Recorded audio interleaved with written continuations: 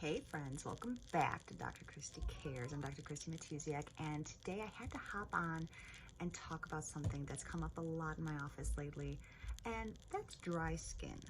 How many of you out there suffer, especially this time of year, with dry skin, whether it's eczema patches, maybe psoriasis, or just some flakiness or something, or maybe cracked ridges right around your fingernails and the cuticles where you just need to be putting on lotion all the time, otherwise they start to crack and bleed?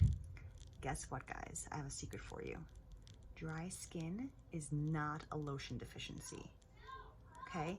Your skin is the largest organ in your body, and so when issues come up with it where it's manifesting externally, I first like to, before putting anything topically or externally on, I like to think about what's going on internally that's causing that to manifest and be visible. Just like if there was something going on inside, stomach pains or kidney issues or something along those lines, we wouldn't just like slap something on our skin and just say, all right, that's it, where the stomach is. No, we have to go deeper to really figure out what's actually going on. So when it comes to skin, a couple of things that I like to think of first and foremost are things like hydration, protein intake, and fat intake, whether the amount or the quality of what you're intaking.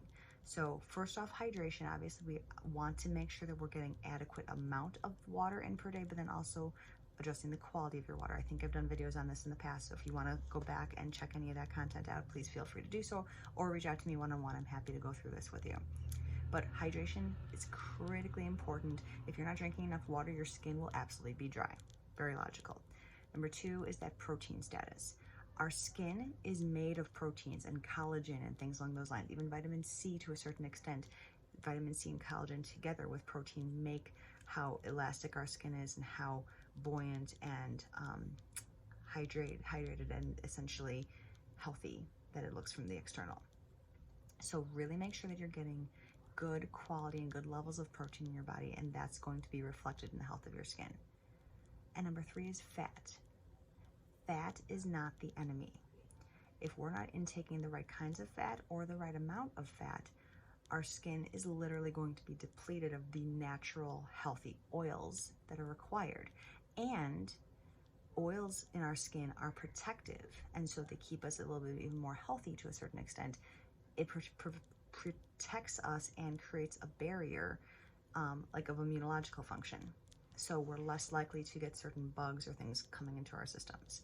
So now that said, if you have dry skin, if you actually do have those cracks and things along those lines, like I mentioned in the very beginning here, putting something on there topically while you figure out what's going on internally is acceptable, because most often, especially if you have a really severe case of eczema or skin issue, there's two things to deal with, right? There's the internal causes for what caused it to manifest in the first place, and then also dealing with the actual effects now of healing and maybe even clearing up an infection that may have been created and healing the skin itself.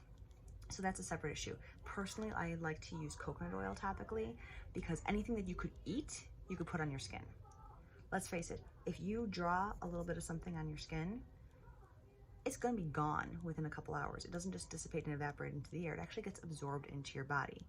And so generally speaking, like I said, this is a general rule, but I try very hard not to put much on my skin that I wouldn't actually eat. Now, I wouldn't eat my mascara, let's be real. But at the same time, I try to choose certain makeup or cosmetic agents that have a healthier background, and they're approved by the EWG, the Environmental Working Group. So those sorts of things, I recommend looking at those pages to make sure you're finding something that's a little bit more sustainable and less toxic that you can put on your skin that's not going to be as problematic as certain other ones. So coconut oil on your skin I find really, really helpful. And there's a couple other things that if you're ever getting my book, once again, and you're my kids in the background here, if you ever get my book, Coordinating the Chaos Through Birth and Burnout, this is obviously more geared towards newly postpartum mother and then the baby in the first year or so of life. I talk about skin issues with regard to infants, but this is absolutely extrapolatable, if that's a word, to you and adults and other people in your life that are not infants. And so definitely worth looking into if you ever want to check that out. And lastly, skin issues can also be manifesting if there's an allergy, so something that you're eating or something that you're actually putting on your skin or putting on your clothes when you wash them, that you're then therefore reacting to.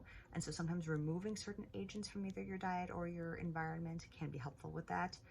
And or looking at liver and or adrenal function, because very, very frequently a clogged up liver or stressed out body, stressed out adrenals can sometimes cause these things to be off balance in your system. And then you somehow just start reacting to everything, even though you're not actually allergic to all these things. Your body's just overreactive. And so if we clean up your system in general, get you on a couple supplements for liver support or adrenal support, that is very often helpful with regard to skin issues. So once again, skin issues, dry skin, not a lotion deficiency. It basically is your body's warning, look a little bit deeper, see what else is going on in your system that needs addressing so that it can be properly dug into and look for the root cause. So thanks for watching today. If you like this content, subscribe, share with your friends and family. I'd appreciate it. Thinking about you guys. Any questions, drop a comment here or reach out to me personally. I'd love to help you out. So again, Dr. Christy, have a fantastic day and a healthy life.